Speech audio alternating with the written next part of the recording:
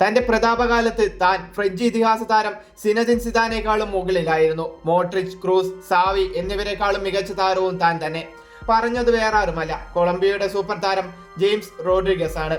ഒരു ചാനലിൽ സംസാരിക്കവേ Rodriguez പറഞ്ഞതാണിത്.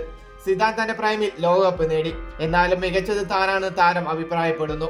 Zidane was very good, he won the world cup in his prime, but James എന്ന് പറഞ്ഞുകൊണ്ട് റോഡ്രിഗസ് നിർത്തി.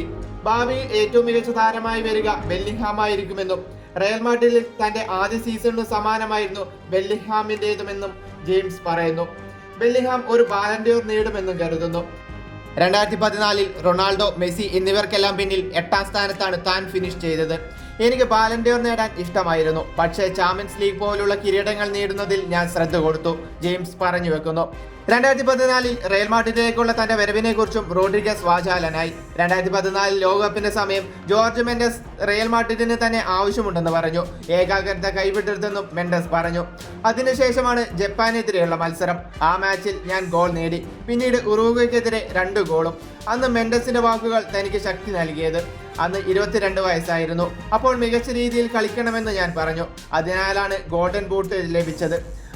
അന്ന് റിയൽ മാഡ്രിഡിനൊപ്പം തന്നെ സ്വന്തമാക്കാൻ സിറ്റിക്കും PSG-ക്കും താല്പര്യമുണ്ടായിരുന്നു. ഇപ്പോൾ ലഭിക്കുന്നതിനേക്കാൾ ഒരുപാട് മടങ്ങ് പണവും ഓഫർ ചെയ്തു. പക്ഷേ ഞാൻ റയൽ മാഡ്രിഡ് തിരഞ്ഞെടുത്തു. താൻ പണ്ട് മുതലേ റയൽ മാഡ്രിഡ് ഫാനായിരുന്നുവെന്നും റോഡ്രിഗസ് പറയുന്നു.